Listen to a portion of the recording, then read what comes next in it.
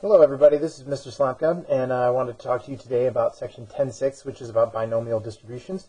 I'm going to make two videos on this topic, and this one is the first of those two videos where we're going to just cover some of the basics.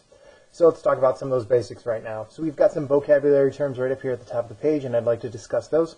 So what we're going to do is we're going to combine two vocabulary terms that are both right up here at the top together to make our main topic. So the main topic is binomial distributions. So I want to talk to you about the word distribution and the word binomial separate. So let's do that now.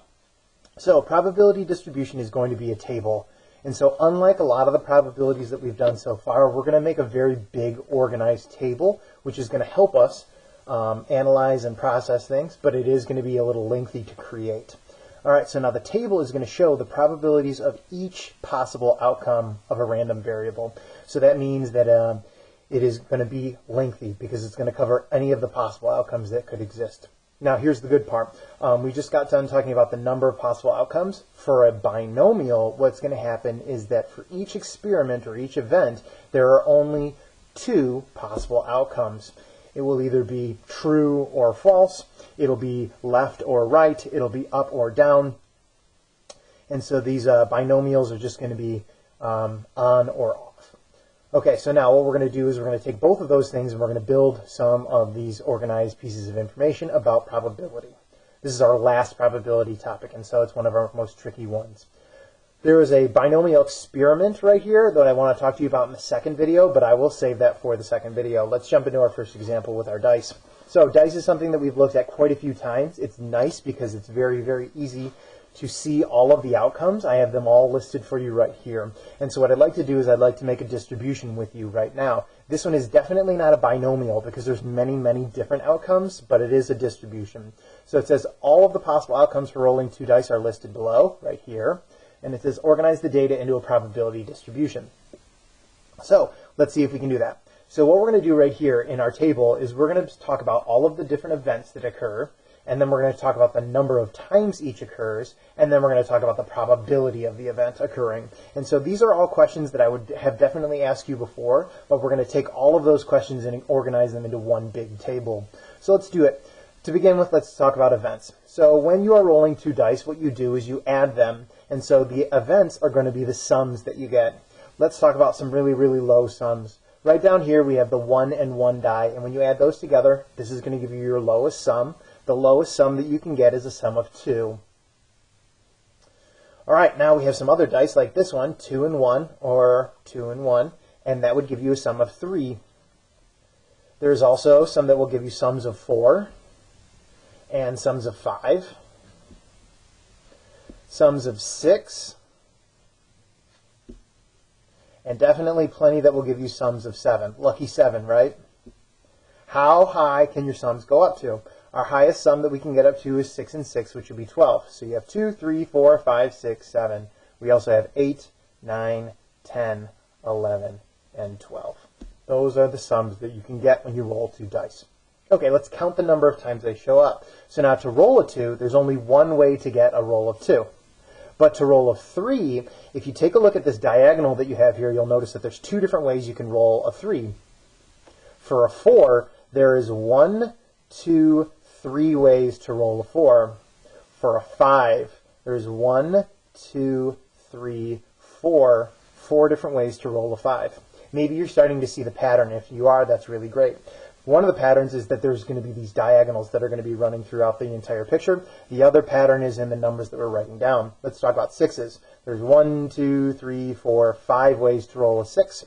7s. 7 is once again lucky 7, and the reason why it's lucky is because there's 1, 2, 3, 4, 5, 6 ways to roll a 7. Let's do 8.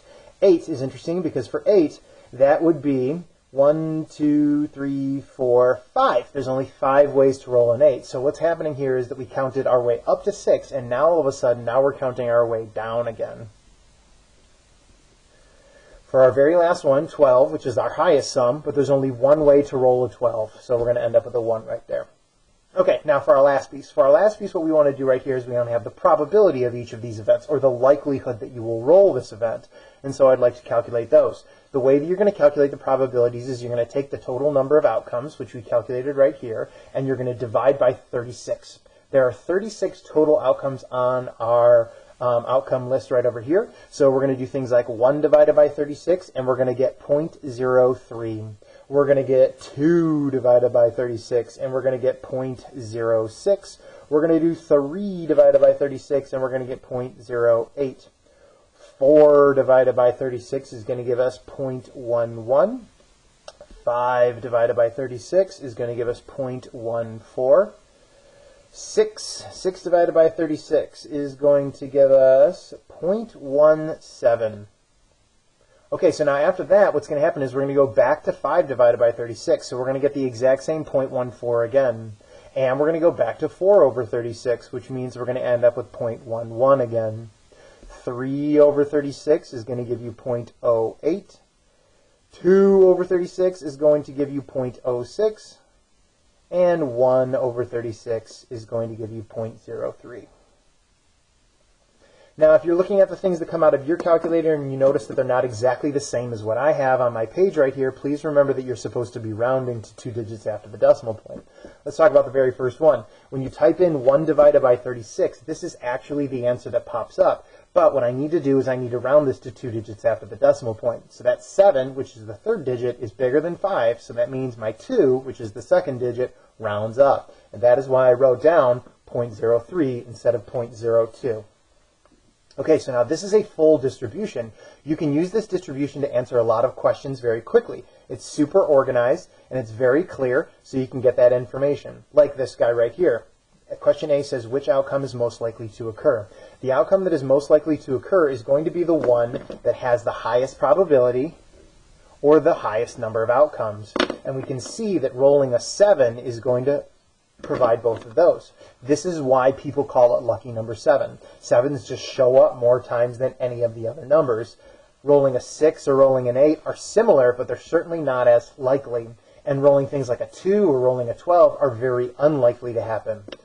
So that is why 7 is the most lucky number.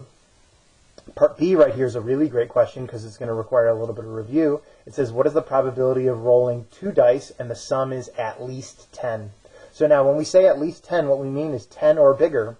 Or more specific than that, when we say 10 or bigger, we mean a 10, an 11, or a 12. So now pay close attention. I did use the word or. And when I use the word or, what I'm thinking about is I'm thinking about addition. So here's what I'm going to do. I'm going to need to find out about the probability for rolling a 10, which I have, the probability for rolling an 11, which I have, and the probability for rolling a 12, which I have.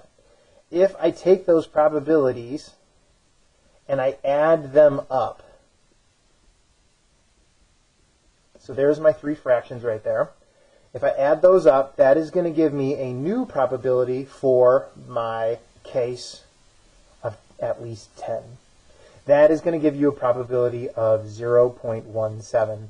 Now this is interesting. Take a look. Rolling a 10, an 11, or a 12, that's 3 different types of rolls. That has the exact same probability of just rolling a 7. So those 2 probabilities are identical, but this is only one possible outcome, and this right here represents 3 outcomes that are all grouped together. Okay, that is some of the basics of a regular just probability distribution using a very old topic that we have discussed many times before, and hopefully you feel very familiar with that. This is video 1 of 2. I'll be posting a second video on this topic as well.